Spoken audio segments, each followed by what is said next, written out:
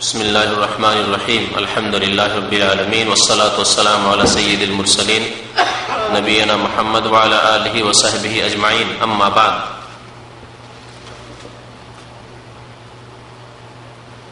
قال الله تعالى أفحكم الجاهلية يبغون ومن أحسن من الله حكما لقوم يوقنون وعن عبد الله بن عمرو رضي الله عنهما أن رسول الله صلى الله عليه وسلم قال لا يؤمن أحدكم حتى يكون هواه تبعا لما جئت به। মহান আল্লাহর সমস্ত প্রশংসা, দরুদ ও সালাম নাযিল হোক প্রিয় নবী মুহাম্মদ রাসূলুল্লাহ সাল্লাল্লাহু আলাইহি সাল্লামের উপর। আল্লাহুম্মা সাল্লি আলাইহি আল্লাহুম্মা বারিক আলাইহি। গত সপ্তাহের বিষয়বস্তু ছিল মানবরচিত বিধান। মানবরচিত বিধান, মানুষের তৈরি করা আইন কানুনের বাস্তবায়ন করা আল্লাহর বিধানকে বাদ দিয়ে। এর হুকুম কি এ সম্পর্কে কয়েকটি আয়াতের তাফসীর করা হয়েছিল। বাকি রয়ে গেছে 3টি হাদিস। আজকে এই 3টি হাদিসের ব্যাখ্যা করব ইনশাআল্লাহ। আল্লাহ রাব্বুল আলামিন মানুষের তৈরি করা বিধানকে হুকমুল জাহিলিয়া বলে আখ্যায়িত করেছেন। সূরা মায়েদার আয়াত নম্বর 50-এ মহান আল্লাহ ইরশাদ করেছেন, আফা হুকমাল জাহিলিয়াতে ইয়াবগুন, তারা কি জাহিলি যুগের মূর্খতার বিচার সন্ধান করে?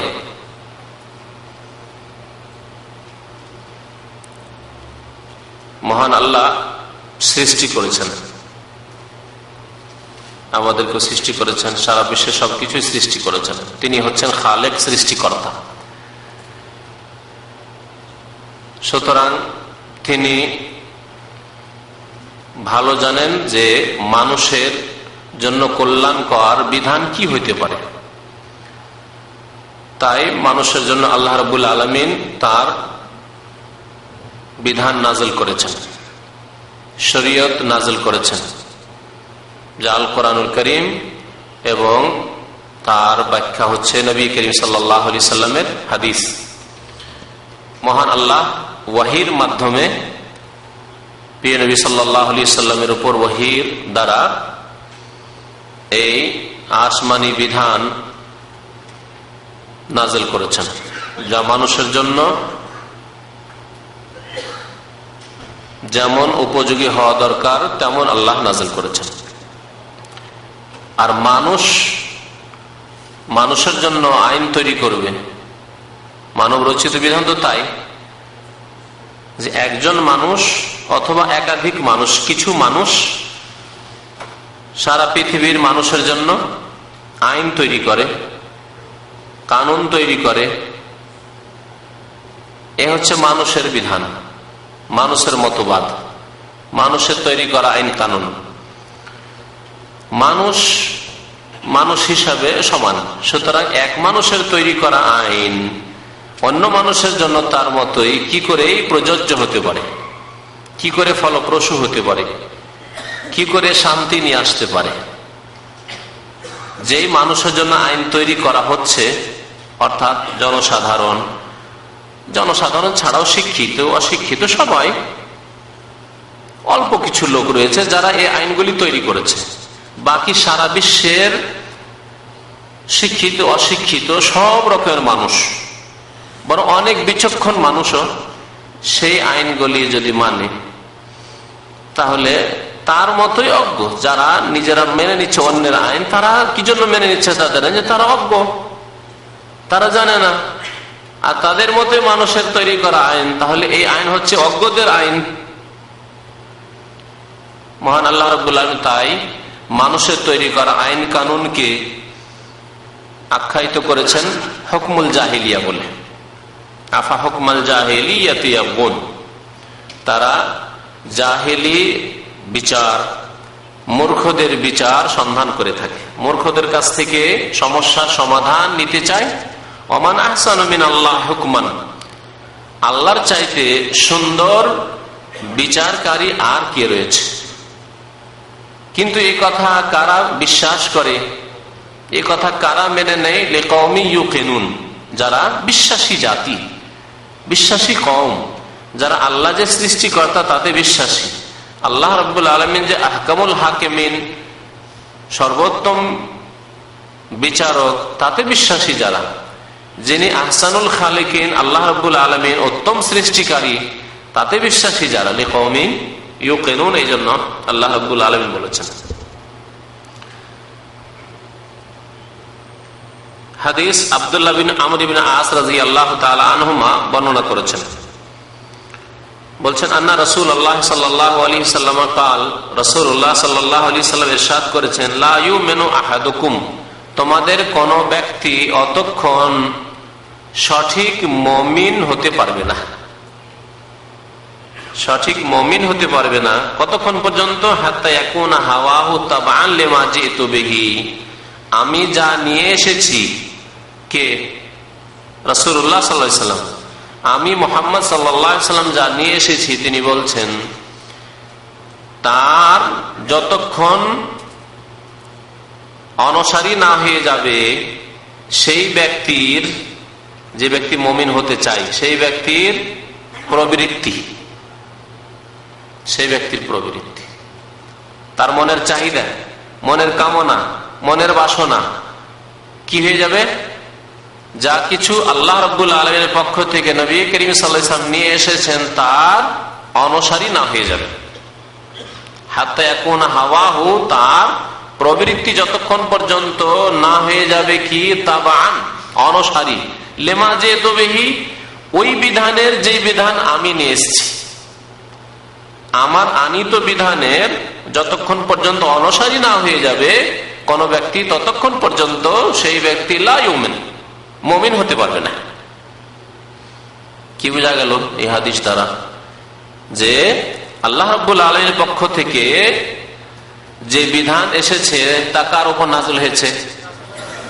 রাসূলুল্লাহ সাল্লাল্লাহু আলাইহি ওয়াসাল্লামের উপর, শেষ বিধান, যে বিধানের পর আর কোন নতুন বিধান আসবে না, যেই নবী রাসূলের পর আর কোন নবী রাসূল আসবে না, তার উপর নাযিল হয়েছে যেই বিধান, আল কোরআনের বিধান, আসমানি বিধান, লৌহে মাহফুজ থেকে নাযিল হয়েছে, সেই বিধান আল্লাহ নাযিল করেছেন তার প্রিয় রাসূল সাল্লাল্লাহু আলাইহি ওয়াসাল্লামের উপর, খাতামুন নবীন সাইয়্যিদুল মুরসালিনের উপর, শেষ নবী সাল্লাল্লাহু আলাইহি ওয়াসাল্লামের উপর।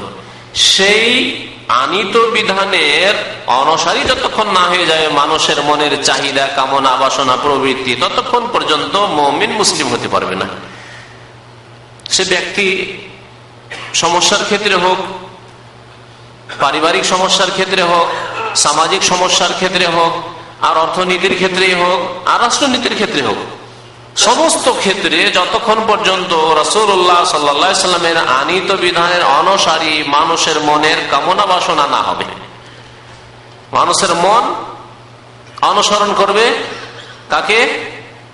রাসূলুল্লাহ সাল্লাল্লাহু আলাইহি ওয়াসাল্লামের আনিত বিধানকে।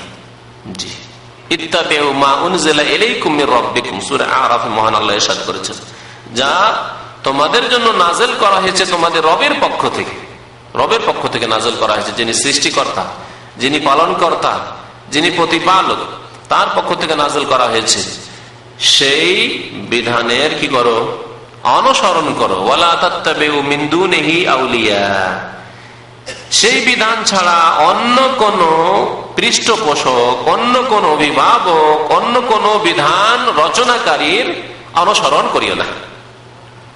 তাহলে আল্লাহর নাযিলকৃত বিধান, রাসূলের আনিত বিধান ছাড়া অন্য কোন মানব রচিত বিধান, মানুষের তৈরি করা আইন কানুনের যারা অনুসরণ করলো তারা মুমিন হতে পারবে না। লা ইউমিনু আহাদুকুম, নবী কারীম সাল্লাল্লাহু আলাইহি ওয়াসাল্লামের হাদিস। এই হাদিসটি রয়েছে ইবনে আবি আসিমের একটি হাদিসের কিতাব রয়েছে আস-সুন্নাহ, কিতাবের নাম হচ্ছে কিতাবুস সুন্নাহ, ইমাম ইবনে আবি আসিমের সেই কিতাবে রয়েছে। ইমাম নবী রাহমাতুল্লাহ আলাইহি সেই কিতাবটি তার একটি, সেই হাদিসটি তার একটি কিতাব রয়েছে আল হুজ্জা নামক কিতাব, সেই আল হুজ্জা কিতাবে উল্লেখ করেছেন। কালান নবী, ইমাম নবী রাহমাতুল্লাহ আলাইহি বলছেন, হাদিসুন সহিহ, এই হাদিসটি হচ্ছে সহিহ হাদিস, রবিনাহু ফি কিতাবিল হুজ্জা বিইসনাদিন সহিহ, এই হাদিসটি বর্ণনা করা হয়েছে কিতাবুল হুজ্জাতে সহিহ সূত্রে, বিশুদ্ধ সনদে।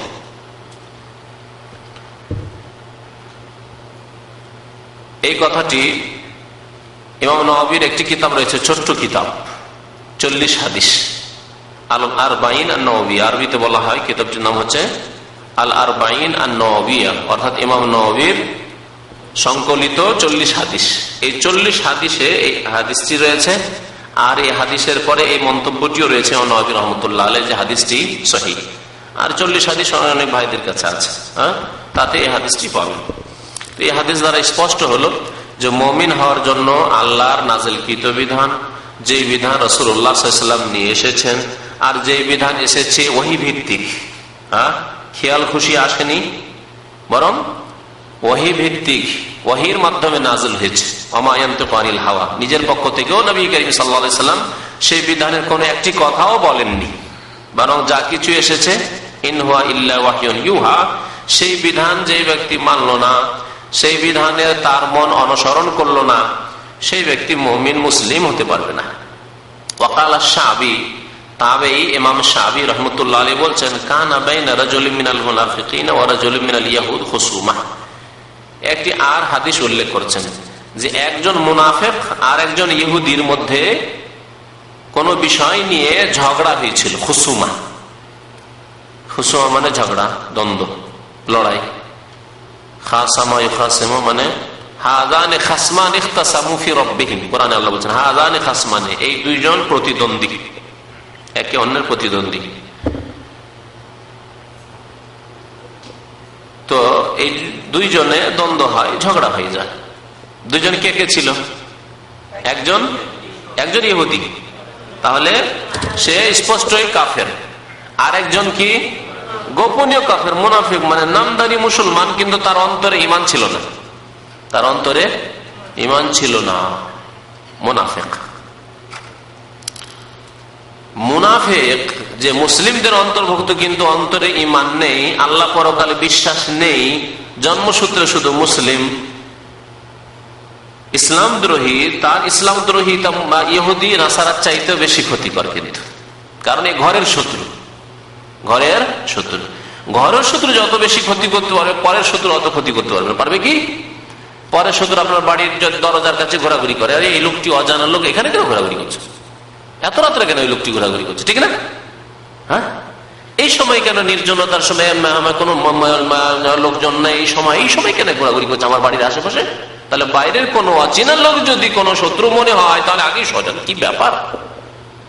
কিন্তু আপনার ঘরের শত্রু, আপনার ছেলেই যদি শত্রু হয়, আপনার আপন ভাই যদি শত্রু হয়, হ্যাঁ, আপনার ভাতিজাই যদি শত্রু হয়, আপনার ভাগিনে কোনো আত্মীয় শত্রু হয়, সে তো ঘরে যাতায়াত করে, হ্যাঁ, যে কোনো সময় রাত 12টায় আসুক, রাত 3টায় আসুক, আসলে আপন লোক, আমার আত্মীয়, এর দ্বারা ক্ষতির সম্ভাবনা বেশি।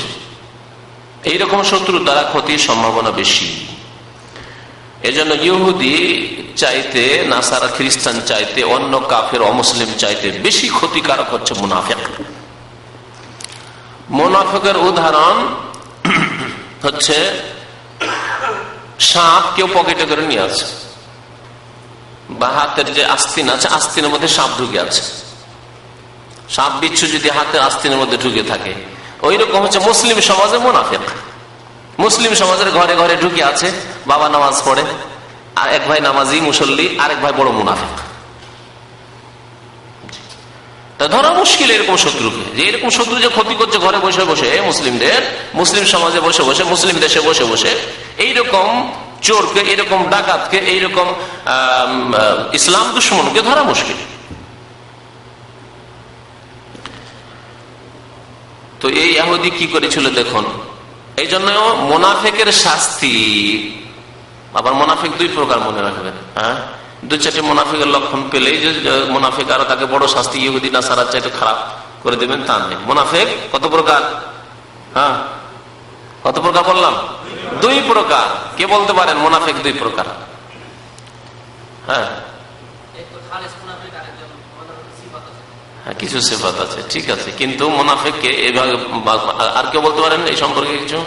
হ্যাঁ, মুনাফিক হচ্ছে 2 প্রকার। মুনাফিক ফিল ইতিকাদ, বিশ্বাসগত মুনাফিক, বিশ্বাসে কপটতা আছে, আল্লাহ বিশ্বাস নেই, পরকালে বিশ্বাস নেই, জান্নাত জাহান্নামে বিশ্বাস নেই, নামাজে বিশ্বাস নেই, কোরআনে বিশ্বাস নেই, ইসলামী বিধিবিধানে বিশ্বাসী নয়, অন্তরে কিন্তু লুকায়িত, প্রকাশ করে না।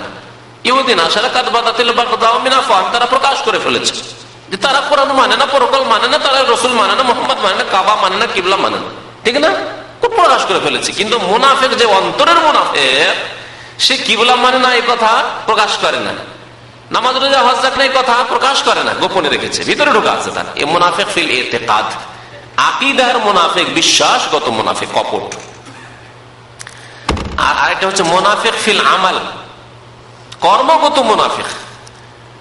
অন্তরে কপটতা নেই, অন্তর বিশ্বাস আছে আল্লাহর প্রতি, রসুলের প্রতি, কিবলার প্রতি, কাবার প্রতি, কোরআনের প্রতি, সবকিছুর প্রতি বিশ্বাস আছে তার, কিন্তু আমলে কাজে কর্মে মুনাফিকদের বেশ কিছু যে লক্ষণগুলি আছে, যারা বড় মুনাফিক, অন্তরের মুনাফিক, তাদের যে লক্ষণগুলি আছে, সেই লক্ষণগুলি এই লোকটির মধ্যে পাওয়া যাচ্ছে। যে মুসলমান নামাজ রোজা সব কিছু বিশ্বাস করে, বরং নামাজও পড়ে, কিন্তু কিছু চরিত্র রয়েছে, যে চরিত্রগুলি কার চরিত্র?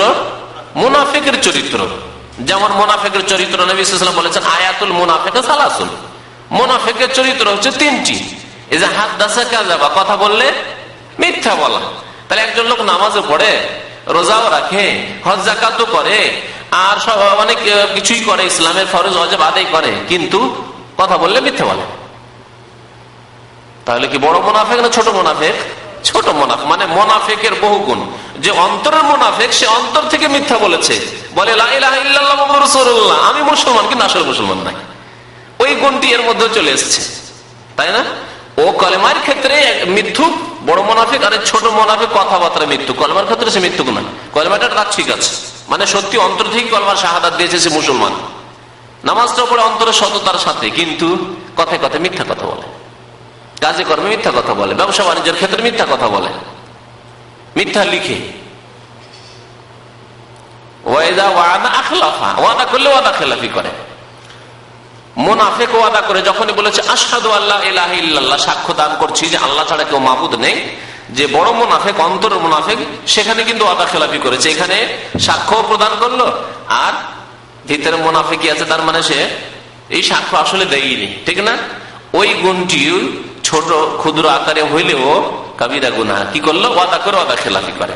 ওয়াদা করেছে আপনার সাথে, ধার কর্জ নিয়েছে, টাকা পয়সা নিয়েছে, ভাই আপনাকে 1 সপ্তাহের জন্য দেন, 1 সপ্তাহের মধ্যে আপনাকে দিয়ে দেবো। 1 গেল, 2, 3, 4 সপ্তাহ চলে গেল, মাস চলে যাচ্ছে, দেখা সাক্ষাৎ নেই। আগে দেখা সাক্ষাৎ করতে, এখন টাকা পয়সা নেওয়ার পরে দেখা সাক্ষাৎ নেই, কিন্তু নামাজি লোক। তাহলে এই লোক কি? ছোট মুনাফিক। মুনাফিক ফিল আমাল, আমলের মুনাফিক, কর্মগত মুনাফিক। ইসলাম থেকে খারিজ হয় না, কিন্তু বড় গুনাহ করে, কাবিরা গুনাহ করে, কিন্তু ইসলাম থেকে বেরিয়ে যায় না, মুসলমান, ফাসেক। এই মুনাফিক হচ্ছে ফাসেক মুনাফিক। আর যে অন্তরের মুনাফিক, সে হচ্ছে কাফের মুনাফিক। আর কি গুণ বলা হয়েছে? ওয়াইদা উতুমিনা খানা, আমানত দিলে খেয়ানত করে, আমানত দিলে খেয়ানত করে। দেশে যাচ্ছিল কোন মুসলিম, তাকে বললেন, ভাই তুমি তো দেশে যাচ্ছ, আমার এলাকারই লোক, তো যাও, আমার একটা আমানত নিয়ে যাও, আমার ছেলে মেয়েদের জন্য কিছু কাপড় চোপড় নিয়ে যাও, দিয়ে দিবে, বা কোনো কিছু দিলেন, যাই কিছু দেন, দাও, আমার বাড়ি একটু পৌঁছে দিও ভালো করে।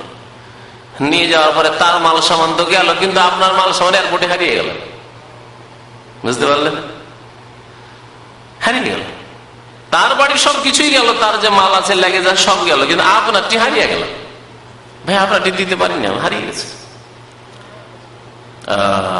আমানত খেয়ানত, তাকে আমানত আর বিশ্বস্ত মনে করে দিলেন যে আমার বাড়ি পৌঁছে দেবে, খেয়ানত করলো। এটি মুনাফিকের লক্ষণ, কিন্তু ছোট মুনাফিক, ইসলাম থেকে খারিজ হয় না এই খেয়ানত করে, আপনার মাল সামানটা হারিয়ে দিয়ে, অবহেলা করে, যেখানে সেখানে ফেলে দিয়ে, হ্যাঁ উঠালো না, ইত্যাদি ইত্যাদি। কাবিরা গুনাহ তো করলো, কিন্তু ইসলাম থেকে বেরিয়ে গেল না। পক্ষান্তরে যে বড় ইতিকাদের বিশ্বাসের মুনাফিক, সে হচ্ছে কাফের, অমুসলিম, সে মুসলমান নয়, যদিও সে মুসলিম সমাজে লুকিয়ে আছে। এই সাপ বিচ্ছু মুসলিমদের আস্তিনে আস্তিনে লুকিয়ে আছে, ঘরে ঘরে ঢুকে আছে।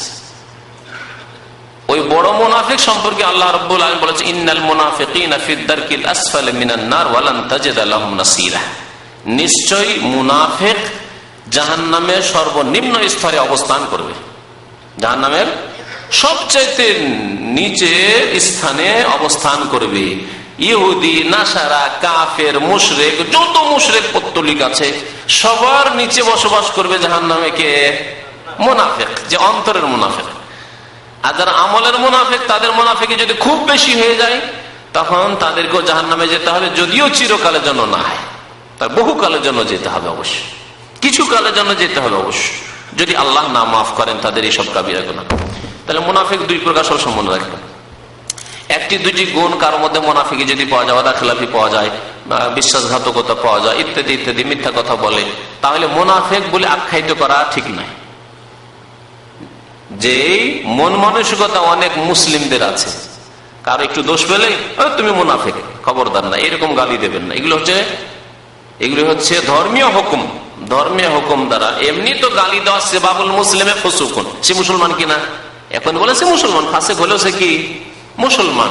আর মুসলমানকে গালি দেওয়া হচ্ছে ফাসেকি কাজ। তাহলে সে মুনাফিক হওয়ার কারণে, আমলগত মুনাফিক হওয়ার কারণে ফাসেক, আর আপনি তাকে মুনাফিক বলার কারণে আপনিও ফাসেক। বুঝতে পারলেন? সেবাবুল মুসলিমে ফুসুকুন, মুসলমানকে গালিগালাজ করা কি ফাসেকি কাজ। ওয়া কিতালুহু কুফরুন, আর মুসলমানদের বিরুদ্ধে অস্ত্র ধারণ করে খুন করা মুসলমানকে হচ্ছে কুফরি। নবী করিম সাল্লাল্লাহু আলাইহি সাল্লামের ফরমান।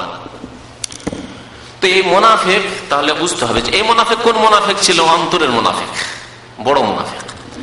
এই মুনাফিক আর এক ইহুদি, দুইজনে ঝগড়া হয়।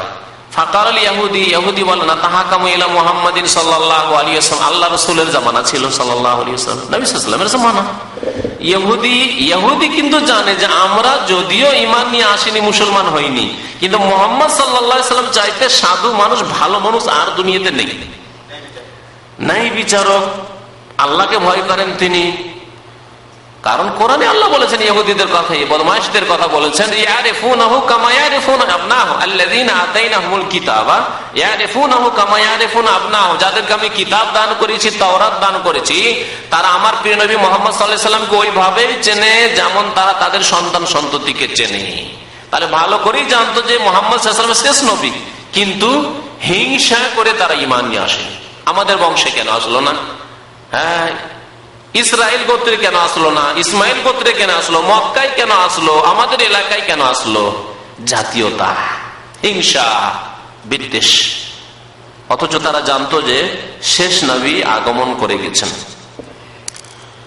তো ইহুদি ভাবছে যে নিজের আমার এই কেসে মুহাম্মদ সাল্লাল্লাহু আলাইহি ওয়াসাল্লামের কাছে যদি বিচার নিয়ে যাই তাহলে আমি জিতে যাব। ইহুদি ভালো করে জানছে জি এইরকম মুমিন হইতে হবে। সাহাবায়ে কেরাম, তাবেঈন যারা ইসলাম প্রচার করার জন্য ভারত উপমহাদেশে পৌঁছেছেন, চিটাগাঙে পৌঁছেছেন, কেরালা মালবারে পৌঁছেছেন, আপনার যতগুলি এলাকা হচ্ছে সামুদ্রিক এলাকা, সেসব এলাকা পৌঁছেছেন, ভিতরেও গিয়েছেন, তারা তাদের আচার আচরণে প্রমাণ করে দিয়েছেন হিন্দুদের কাছে, অমুসলিমদের কাছে প্রমাণ করে দিয়েছেন। মুসলিমরা যখন ইসলাম প্রচারের জন্য গিয়েছেন, ব্যবসার সাথে সাথে ইসলাম প্রচার করেছেন, আখলাক চরিত্র দিয়ে, শুধু কথা দিয়ে নয় যে তুমি মুসলমান হয়ে যাও, মুসলমান হয়ে যাও। একজন অমুসলিমকে পেলেন পেট্রোল পাম্পে, হ্যাঁ তুমি কি হিন্দু, ইহুদি, খ্রিস্টান, কলমা পড়ে নাও? না না, শুধু এইরকম করে কলমা পড়ালে হবে না। কলমা পড়ার জন্য ইসলামিক আখলাক লাগবে, ইসলামিক ক্যারেক্টার লাগবে। আপনার ইসলামিক ক্যারেক্টার দেখতে পায় না তো আপনাকে দেখে আকৃষ্ট হবে কি করে? যখন এই ভালো মুসলিমগুলিকে, সৎ মুসলিমগুলিকে ওই কাফের হিন্দুরা দেখলো, অমুসলিমরা দেখলো ভারত উপমহাদেশে, যে আরে এরা তো আমাদের হিন্দুর চাইতে ভালো, আমাদের ব্রাহ্মণ চাইতে অনেক ভালো, আমাদের নেতাদের চাইতে অনেক ভালো, আমাদের রাজা বাদশাদের চাইতে অনেক ভালো, এরা সৎ, এরা জুলুম করে না। হিন্দু ব্যবসায়ী আছে আর মুসলমান ব্যবসায়ী, এমন থেকে এসছে, আরব থেকে মুসলমান ব্যবসায়ী এসছে, একটি পয়সা তারা খেয়ে মেরে যায় না, আর এই হিন্দুরা কত লাখ লাখ টাকা আমাদের মেরে নিচ্ছে। যখন এইরকম দেখলো তখন দেখলো না, এরাই সত্য ধর্ম নিয়ে এসছে মুসলিমরা, তখন দলে দলে মুসলমান হয়ে গেল। তার মধ্যে ভাগ্যবান হলো আমাদের পূর্বপুরুষ, তারাও মুসলমান হয়ে গেল আলহামদুলিল্লাহ। হ্যাঁ, যে জন্মসূত্রে আমরাও মুসলমান হয়েছি। এইভাবে মুসলমান হয়েছে ভারত উপমহাদেশ, এইভাবে মুসলমান হয়েছে ইন্দোনেশিয়া, মালয়েশিয়া, জি এইভাবে ইসলামের প্রচার হয়েছে। তাহলে আপনাকে নবী করিম সাল্লাল্লাহু আলাইহি সাল্লামের সিরাত গ্রহণ করতে হবে। লাকাদ কানা লাকুম ফি রাসূলিল্লাহি উসওয়াতুন হাসানাহ। ইহুদি বুঝতে পারলো যে মুহাম্মদ সাল্লাল্লাহু আলাইহি ওয়াসাল্লামের কাছে বিচার যদি নিয়ে যায় তাহলে আমি জিতে যাব কেসে, কারণ আমি ন্যায্য পথে আছি। যাতে করে আপনার প্রতিবেশী হিন্দু বুঝতে পারে যে মুসলমানের কাছে যদি বিচার করে যায় তাহলে আমি ন্যায্য হক পেয়ে যাব। মুসলমানের সাথে যদি ব্যবসা বাণিজ্য করি, আদান প্রদান করি, মুসলমান মেরে খাবে না, পক্ষান্তর হিন্দু মেরে খেয়ে নেবে, ইহুদি মেরে খেয়ে নেবে, খ্রিস্টান মেরে খেয়ে নেবে। এই কথা যেন বুঝতে পারে পার্থক্য। এই পার্থক্য যখন বুঝতে পারে একজন হিন্দু, ইহুদি, খ্রিস্টান, তখন আর ইসলামের জন্য কলেমা পড়াইতে হবে না, কলেমা পড়ো করতে হবে না। জি, এমনিতেই কলেমা পড়তে চাইবে। এই শান্তির ছায়াতলে অবশ্যই তারা আসতে চাইবে। ইহুদি বলল না তাহাকাম ইলা মুহাম্মাদিন সাল্লাল্লাহু আলাইহি ওয়াসাল্লাম, চলো বিচার নিয়ে যাই আমরা মুহাম্মদ সাল্লাল্লাহু আলাইহি ওয়াসাল্লামের কাছে। তোমাদের নবী, মুনাফিক তো বাহ্যিক তো সে মুসলমান। ইহুদি বলল ঠিক আছে, তোমাদের নবী, তোমাদের নবীর কাছে মুহাম্মদ সাল্লাল্লাহু আলাইহি ওয়াসাল্লামের কাছে বিচার নেব। লিআন্নাহু আরাফা, কারণ সেই ইহুদি জানতে পেরেছিল আন্নাহু লা ইয়াখুযুর রাশওয়া, মুহাম্মদ সাল্লাল্লাহু আলাইহি ওয়াসাল্লাম ঘুষ নেবেন না, ঘুষ দিয়ে সেখানে কেসে জিতা যাবে না। আর আজকের মুসলিম যদি জজ ঘুষখোর হয়, যদি ব্যারিস্টার ঘুষখোর হয়, উকিল ঘুষখোর হয়, অ্যাডভোকেট ঘুষখোর হয়, তাহলে পাশে যে হিন্দু, খ্রিস্টান উকিল থাকবে, জজ থাকবে, কি করে আকৃষ্ট হবে ইসলামের ওপর? দেশে আমার চাইতে বেশি ঘুষখোর মুসলমান ব্যারিস্টার, মুসলমান উকিল, মুসলমান জজ, তাহলে কি করে মুসলমান হবে ওই সব মুসলিম জজ ব্যারিস্টার গুলি? এই হচ্ছে মুসলমানদের অবস্থা। ওয়াকাল আল মুনাফিক, মুনাফিক যে বেশি ক্ষতিকারক ইহুদির চাইতে, মুনাফিক বলছেন না তাহাকামু ইলাল ইয়াহুদ, চলো তোমাদের ইহুদিদের কাছে বিচার দেব। কারণ সে বুঝতে পেরেছিল ইলমি আন্নাহুম ইয়াখুযুর রাশওয়া, ভালো করে জানে যে আগে গিয়ে ঘুষ দিয়ে দেবো। ইহুদি নেতাকে গিয়ে, বানু কুরাইজার নেতাকে বা বানু নাজিরের 3টি গোত্র ছিল মদিনায়, তাদের নেতাকে ঘুষ দিয়ে দিব রাত্রের অন্ধকারে, আর বলবো বিচারটা আমার পক্ষে করতে হবে। আমাদের দেশে সালিস গুলিতে হয় না এরকম? হ্যাঁ, বিচার নেওয়ার আগে যারা একটু হমরা চমড়া প্রভাবশালী তারা গিয়ে কিন্তু বিচার আগে ফয়সালা হয়ে যায়। কি বিচার হবে না হবে আগে থেকে জানাই থাকে যে এরকম বিচার হবে, ওকে জিতাইতে হবে, একে হারাইতে হবে, একে মারতে হবে, ওকে ধরতে হবে, এইসব আগে ফয়সালা হয়ে যায়। হ্যাঁ, ঘুষ খেয়ে সামাজিক বিচারও সালিস বড় ঘুষ চলে। জি, ঘুষ, পয়সারও ঘুষ হয়, অনেক সময় প্রভাবের ঘুষ হয়, অনেক সময় এখন নগদ নগদ পয়সা নিল না, কিন্তু এই বংশের লোককে যদি আমরা বিচার সালিসে যদি আজকে জিতিয়ে দিই তাহলে এই বংশের লোকের আগামীতে আমাদের কাজে আসবে, সেটি ঘুষ নয়? সেটাও তো ঘুষ। আর ওই গরিবকে যদি বিচারে জিতিয়ে দিতে, গরিব আমার কি কাজে আসবে? কোনো কাজে আসবে না। সময় 2-4-5 হাজার টাকা ধার দিতে পারবে না। আর এই বংশগুলোকে একটু যদি ফেভার করি আর তার পক্ষে যদি বিচারটা করে দিই তাহলে 10-20-50 হাজার টাকাও ধার খরচ দিতে পারবে মাঝে মাঝে। জি, এগুলি ঘুষ।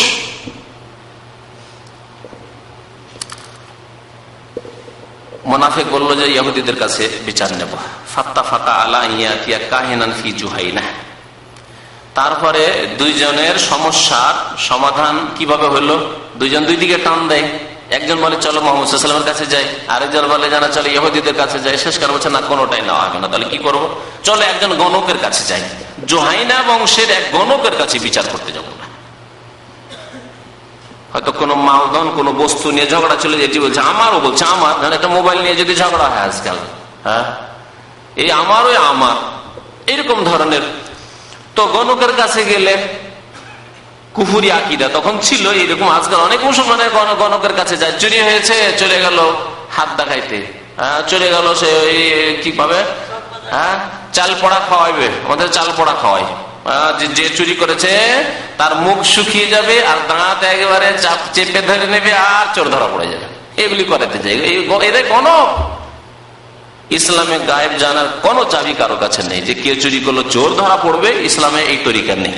তা ধর্মের নাম দিয়ে এক শ্রেণীর মোল্লা করে, তারা গণক, তারা মোল্লা না, হুজুরও না, মাওলানা মৌলভিও না, মনে রাখবে তারা গণক। যে গণকের কথা নবী সাল্লাল্লাহু আলাইহি ওয়াসাল্লাম বলেছেন ফাকাদ কাফার বিমা উনজিলা আলা মুহাম্মদ সাল্লাল্লাহু আলাইহি ওয়াসাল্লাম, গণক হচ্ছে আল্লাহ রাসূলের উপর যে নাযিল হয়েছে বিধান কোরআন, তার সাথে কুফরিকারী, কাফের। জি, গণকের কাছে বিচার নিয়ে গেল জুহাইনা বংশের। ফায়াতাহাকাম ইলাইহি, দুইজন পৌঁছিল ওখানে বিচার নেওয়ার জন্য। নবী করিম সাল্লাল্লাহু আলাইহি ওয়াসাল্লামকে আল্লাহ রাব্বুল আলামিন এই ঘটনাটি সম্পর্কে আয়াত দ্বারা জানিয়ে দিলেন। কি জানালেন? আলাম তারা ইলাল্লাযিনা ইয়াজউমুনা, প্রথম আয়াতটি, তুমি কি দেখেছো নবী, মানে ওদের সম্পর্কে জানো, তোমাকে জানিয়ে দিচ্ছি।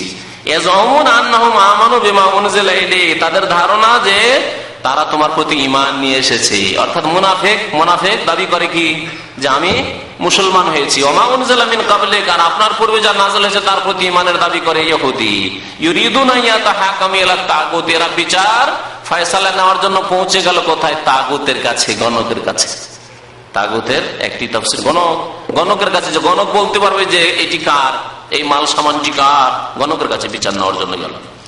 ওয়াকাদ উমিরু আন ইয়াকফুরু বিহি, অথচ তাদেরকে আদেশ করা হয়েছে যে কি করবে? তাগুতকে অস্বীকার করবে। ওয়া ইউরিদু শাইতান আন ইউদিল্লাহুম দালালাম বাইয়িনা, কিন্তু শয়তান এদেরকে সুদূর ভ্রষ্টতায় নিয়ে যেতে চায়।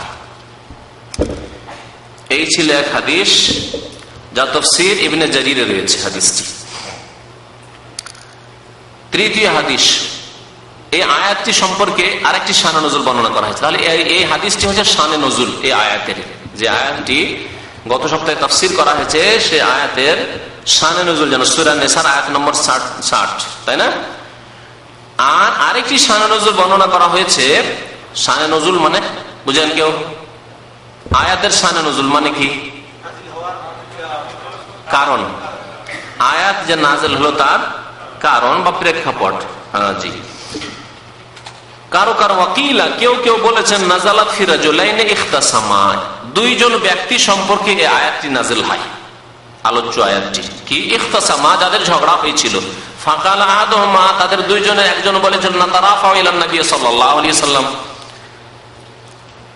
এরা দুইজনই মুসলমান, একজন খাঁটি মুসলমান, একজন মুনাফিক মানে ইসলাম প্রকাশ করে কিন্তু অন্তরে তার কপটতা ছিল। একজন বলে নাতারাফা ইলান নবী সাল্লাল্লাহু আলাইহি ওয়াসাল্লাম, নবী সাল্লাল্লাহু আলাইহি ওয়াসাল্লামের কাছে বিচার নেব, যে খাঁটি মুসলিম, যে বলছে আল্লাহ রাসূল আমাদের মাঝে রয়েছেন, আল্লাহ রাসূল সাল্লাল্লাহু আলাইহি ওয়াসাল্লামের কাছে বিচার নিয়ে যাব। ওয়া ক্বাল আল আখার, অন্যজন বলল ইলা কাব ইবনে আশরাফ, কাব বিন আশরাফের কাছে। কাব বিন আশরাফ ইহুদিদের নেতা ছিল। কাব বিন আশরাফ ইহুদিদের নেতা ছিল, এবং এই ইহুদিদের নেতা মদিনায় নবী করিম সাল্লাল্লাহু আলাইহি ওয়াসাল্লামকে বড় কষ্ট দিত, মানসিক কষ্ট। সাহাবাই কেরামদেরকে কষ্ট দিত, সাহাবাই কেরামদের স্ত্রীগণকে কষ্ট দিত। কিভাবে?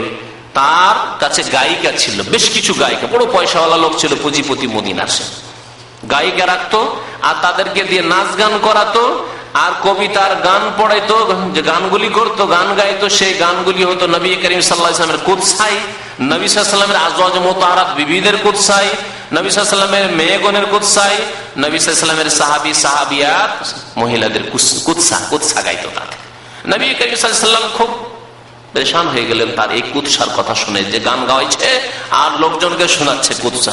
কারণ মানুষকে এমনি গান দিলে যে কষ্ট হয়, তার চেয়ে বেশি যদি গানের ছলে যদি কুদসা গাওয়া যায়, তাতে বেশি কষ্ট হয়।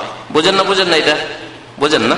জি, এতে এমন এক সাহিত্য আছে গানে বা কবিতায়, যে কবিতার ছলে আর গানের ছলে যদি কাউকে কষ্ট দেওয়া হয়, ওতে বেশি কষ্ট হয়। নবী করিম সাল্লাল্লাহু আলাইহি ওয়াসাল্লাম একবার বললেন, ওহজু কুরাইশ। হাসান বিন সাবিত রাদিয়াল্লাহু তাআলা মুসলিম কবি, ইসলামিক কবি ছিলেন। তার জন্য নবী সাল্লাল্লাহু আলাইহি ওয়াসাল্লাম মাঝে মাঝে মেম্বার রেখে দিতেন, মসজিদে নববীতে মেম্বার রেখে দিতেন, আর বলতেন মেম্বারে চাপো আর তুমি কাব্য রচনা করো, কবিতা বলো। একবার বললেন নবী করিম সাল্লাল্লাহু আলাইহি ওয়াসাল্লাম হাসান বিন সাবিতকে, ওহজু কুরাইশ, আমার বংশ যে কুরাইশ জালেম কাফের, যারা আমাকে বিতাড়িত করলো, নির্বাসিত করলো মক্কা থেকে, তাদের হেজো করো, হেজো মানে কুৎসা বয়ান করো, তাদের দোষগুলি তুলে ধরো, কবিতার ছলে দোষ ত্রুটি তুলে ধরা কোন বংশের, এই কাজ করো।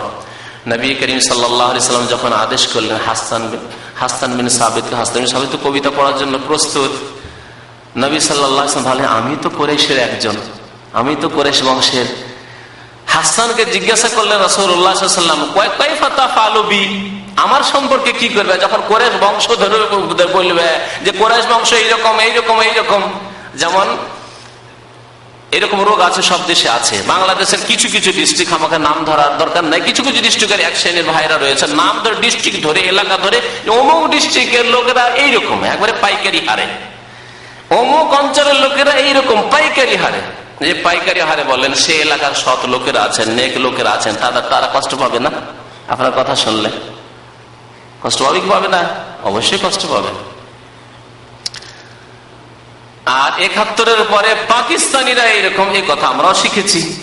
পাইকারি হারে পাকিস্তানি এরকম, পাইকারি হারে সিলেটি এরকম, পাইকারি হারে নোয়াখালী এরকম। এগুলি হচ্ছে রোগ আমাদের, এগুলি হচ্ছে জাহিলি যুগের প্রথা, জাহিলি যুগের কথা।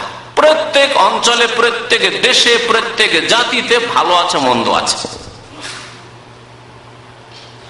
তো কুরাইশ বংশ ভালো আছে, কুরাইশ বংশ থেকে আবু বকর সিদ্দিক, উমর ফারুক তারা মুসলমান হয়েছে, এমনকি সাইয়্যিদুল মুরসালিন নবী করিম সাল্লাল্লাহু আলাইহি ওয়াসাল্লাম কুরাইশ বংশের। কিন্তু কুরাইশের মধ্যে জালেম আবু লাহাব, আবু জাহাল, কুরাইশ উতবা, শাইবা, রাবিয়া, বড় বড় কাফের জালেম। জি, নবী করিম সাল্লাল্লাহু আলাইহি ওয়াসাল্লাম কুৎসা তো গাইতে বললেন কবিতায়, কিন্তু বললেন কাইফা তাফালু বি, আমার ব্যাপারে কি করবে, আমাকে কেমন করে বের করবে এই কুৎসা থেকে? কুরাইশের কুৎসা বললে আমাকে তো কষ্ট হবে। যখন কুরাইশের উপর আক্রমণ হবে কবিতার দ্বারা, তখন হাসান বিন সাবিত কি বলেছিলেন? বলেছেন, ইয়া রাসূলুল্লাহ আসুল্লুকা কামা তুসাল্লু শা'রাতু মিনাল আজিন, আপনাকে এমন করে কুরাইশ থেকে প্রশংসা করে বের করে নেব, যেমন যদি কোনো চুল পড়ে যায় আটায়, সানা আটাতে যদি চুল পড়ে যায়, সানা আটা থেকে চুলটা যদি টানা হয়, তো সামান্য পরিমাণ আটাও কি চুলে লেগে থাকে? থাকে না। বুঝতে পারলেন না? পারলেন না?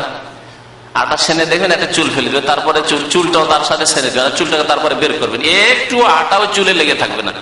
হ্যাঁ, শুধু চুল বেরিয়ে আসবে, আপনার আটাতে কোনো লস হবে না, মাইনাস হবে না। হবে কি?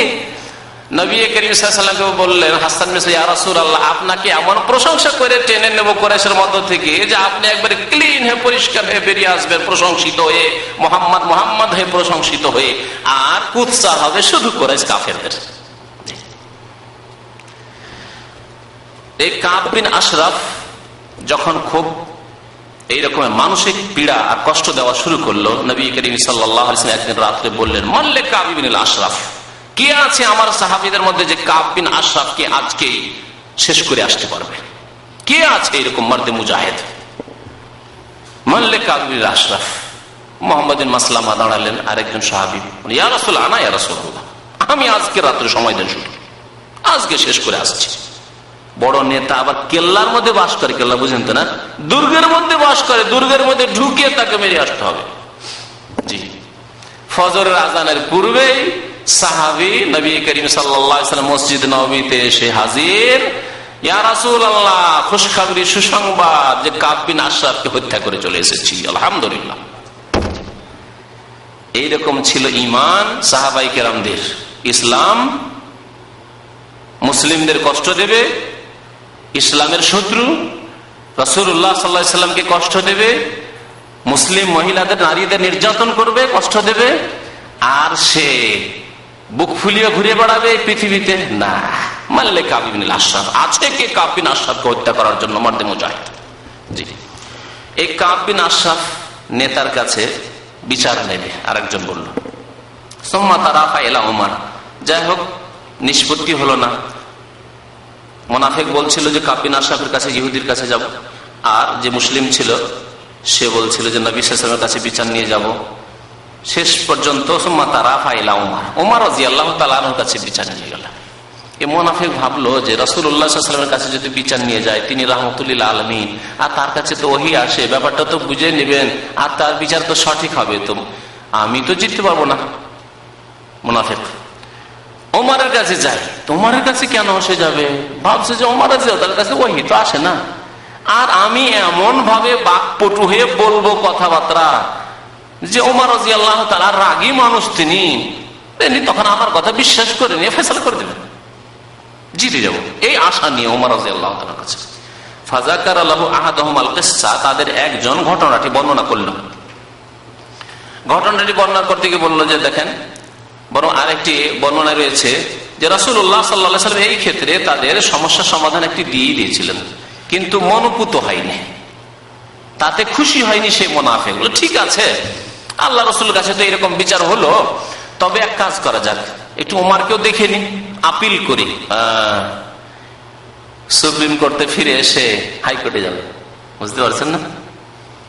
সুপ্রিম কোর্ট থেকে ফিরে এসে হাইকোর্টে যাবে বিচার। আপিল করা তো বুঝেন না, আমাদের দেশে আপিল হয় না কেসের, হ্যাঁ, ওপের আপিল হয়, এর নিচে আপিল করার জন্য আসছে ওমর রাদিয়াল্লাহু তাআলা আনহুর কাছে। ফাযাকারাল্লাহু হাদিমাল কিসসা, ঘটনা কিন্তু সেই মুসলমান শুনিয়ে দিল যে দেখুন ওমর বিচার কিন্তু রাসূলুল্লাহ সাল্লাল্লাহু আলাইহি ওয়াসাল্লাম করেছেন, কিন্তু তার মনোভূত হয়নি, তাই বললো যে যাই একটু ওমরের কাছে যাই আর আপনার বিচারটা একটু দেখে নি, তাই আপনার কাছে এই বিচার নেওয়ার জন্য এসছে। ফাকাল লিল্লাযী লাম ইয়ারদা বিরাসূলিল্লাহ সাল্লাল্লাহু আলাইহি ওয়াসাল্লাম, ওই ব্যক্তিকে জিজ্ঞাসা করলেন ওমর রাদিয়াল্লাহু তাআলা আনহু, যেই ব্যক্তি রাসূলুল্লাহ সাল্লাল্লাহু আলাইহি ওয়াসাল্লাম বিচারের উপর সন্তুষ্ট হয়নি, মন খুশি হয়নি, যাই ওমরের কাছে যাই বলে চলে এসেছে। তাকে জিজ্ঞাসা করলেন কি আকাযালিকা, ঘটনা কি সত্যি যে তোমরা আল্লাহ রাসূলের কাছে বিচার নিয়েছো, তারপরে আমার কাছে বিচার নেওয়ার জন্য এসেছো, ঘটনা কি সত্যি? সে বলল কালার নাম, হ্যাঁ। ভালোই কথা, তাহলে তো আমাকে বড়ই মনে করছে ভালো। যদি শয়তান ঢুকে থাকতো, শয়তান যদি ওমর রাদিয়াল্লাহু তাআলা আনহুকে দেখে না পালাইতো, তাহলে তো খুশি, আহাল্লাদে আটখানা বলে না, খুশি যে মুহাম্মদ সাল্লাল্লাহু আলাইহি ওয়াসাল্লামের কাছে বিচার তাদের পছন্দ হয়নি, আমাকে কত বড় বিচারপতি মদিনার মনে করে আমার কাছে বিচার নেওয়ার জন্য এসেছে। আজকাল যারা তাগুতি বিধানের অনুসরণ করে তারা ওই রকমই, আরে অমুক পার্টিতে তার হইলো না, আমাদের দলে চলে এসছে, দেখো ওই দল থেকে জিতলো, এমপি হলো আর আমাদের দলে ঢুকে পড়েছে, কত খুশি। যতই বাতিলে থাক না কেন, এক দল থেকে আরেক দলে, এক বাতিল থেকে আরেক বাতিলে, এক গর্ত থেকে আরেক গর্তে যখন আছাড় খেয়ে এসে পড়লো, তো কত খুশি, আমাদের দল বেড়ে গেছে, কারণ এদেরকে শয়তান গ্রাস করে নিয়েছে। আর ওমর রাদিয়াল্লাহু তাআলা আনহু, নবী করিম সাল্লাল্লাহু আলাইহি ওয়াসাল্লাম বলেছেন যে ওমর রাদিয়াল্লাহু তাআলা আনহুকে দেখে শয়তান এত ভয় করে, যদি জানতে পারে শয়তান যে ওমর কোন গলি দিয়ে আসছেন, তাহলে শয়তান আরেক গলি দিয়ে পালায়, অন্য গলি দিয়ে পালায়। দেখেন ওমর রাদিয়াল্লাহু তাআলা আনহু বলে ঠিক আছে থামো, বাড়িতে ঢুকে তরবারি নিয়ে আসলেন, ফাদারাবাহু বিসাইফি ফাকাতালাহু, তরবারি দিয়ে এমন আঘাত করলেন, ফাকাতার সাথে সাথে দ্বিখণ্ডিত করে দিলেন, হত্যা করে দিলেন ওমর রাদিয়াল্লাহু তাআলা। আর বললেন এখানে নেই হাদিসে, হাযা কাযাউ মান লাম ইয়ারদা বিকাযাই রাসূলিল্লাহ সাল্লাল্লাহু আলাইহি ওয়াসাল্লাম, এই ফয়সালা হচ্ছে ওই ব্যক্তির ফয়সালা, এই বিচার হচ্ছে এই যে খুন করলাম, হত্যা করলাম, এটি হচ্ছে ওই ব্যক্তির ফয়সালা, ওই রকম লোকের বিচার যেই ব্যক্তি রাসূলুল্লাহ সাল্লাল্লাহু আলাইহি ওয়াসাল্লামের বিচারের উপর রাজি হতে পারে না, সন্তুষ্ট হতে পারে না, যে আল্লাহ রাসূলের বিচারে রাজি হলো না, সন্তুষ্ট হলো না, তার বিচার হচ্ছে তলোয়ার। এই রিওয়ায়াতটি সম্পর্কে মুহাদ্দিসিনদের দ্বিমত আছে যে এটি ঠিক না ঠিক নয়। যারা বলেছেন ঠিক নয়, তারা বলছেন সনদের দিক দিয়ে একটু আপত্তি আছে, তাছাড়া কি করে ওমর রাদিয়াল্লাহু তাআলা আনহু দুইজন মুসলিম বিচার নিয়ে আসলেন, হত্যা করে দিলেন কি করে, এইভাবে তারা এটিকে হাদিসটিকে যঈফ বলতে চেয়েছেন। কিন্তু যারা বলেছেন যে হাদিসটি সহিহ, এবং হাদিসটি সহিহ, যেমন ফতুল বারীতে হাফেজ ইবনে হাজার রাহমাতুল্লাহ আলাইহি হাদিসটির সনদকে সহিহ বলেছেন। আর এটি তাফসিরের রিওয়ায়াত আব্দুল্লাহ বিন আব্বাস রাদিয়াল্লাহু তাআলা আনহু বর্ণনা করেছেন, দুররে মানসুর তাফসিরে তাবরীতে বর্ণনা করেছেন, মুজাহিদ তাবেঈ বর্ণনা করেছেন এই রিওয়ায়াতটি। তারা বলেছেন যে না, দুইজনে মুসলমান ছিল না, একজন মুসলমান ছিলেন আর আরেকজন মুনাফিক ছিল। মুনাফিককে হত্যা নবী সাল্লাল্লাহু আলাইহি ওয়াসাল্লাম করতেন না, কিন্তু মুনাফিক যদি তার কুফরি প্রকাশ করে দেয়, মুরতাদ হয়ে গেল, তখন আল্লাহ রাসূলের বিচার অমান্য করে অন্যের কাছে বিচার নিয়ে যাওয়া, এটি মুরতাদ হয়ে যাওয়া। আর মুরতাদের শাস্তি ইসলামে কি? হত্যা করা। এই জন্য ওমর রাদিয়াল্লাহু তাআলা আনহু হত্যা করেছেন। যদি করে থাকেন তাহলে তার ব্যাখ্যা হচ্ছে এইরকম। নবী করিম সাল্লাল্লাহু আলাইহি ওয়াসাল্লাম মুনাফিকদের নেতা আব্দুল্লাহ বিন উবাই, তাকে ইচ্ছা করলে হত্যা করতে পারতেন, হত্যা করেননি। সারা জীবন সে বেঁচে থেকেছে এবং শেষে মারা গেছে। এমনকি জানাজে তো হাজির হয়েছেন। আল্লাহ রাব্বুল আলামিন নিষেধ করলেন দোয়া করতে, যখন তিনি ইস্তেগফার করতে চাইলেন তখন আল্লাহ রাব্বুল আলামিন নিষেধ করলেন। সূরা তাওবায় রয়েছে, ইন তাস্তাগফির লাহুম 70 মাররা ফালা ইয়াগফিরুল্লাহু লাহুম। এই মুনাফিকদের জন্য যদি 70 বার করে তুমি ইস্তেগফার করো, আমার কাছে মার্জনা কামনা করো, আল্লাহ ইবনে উবাইকে মাফ করে দাও, মার্জনা করে দাও, গুনাহ খাতা মাফ করে দাও, লা ইয়াগফিরুল্লাহু লাহুম, কখনো আল্লাহ রাব্বুল আলামিন মার্জনা করবেন না, ক্ষমা করবেন না। তারপরে নবী করিম সাল্লাল্লাহু আলাইহি ওয়াসাল্লাম ইস্তেগফার থেকে বিরত হয়ে গেলেন। তো তাহলে এই লোকটিকে হাদিস সহিহ বর্ণনা করতে পারি, কিন্তু কেন হত্যা করলেন ওমর রাদিয়াল্লাহু তাআলা? এই জন্যই যে নবী সাল্লাল্লাহু আলাইহি ওয়াসাল্লামের বিচার অমান্য করার কারণে সেই ব্যক্তি কি হয়েছে? মুরতাদ হয়ে গেছে। আর মুরতাদকে হত্যা করা ফরজ ইসলামী শরীয়তে।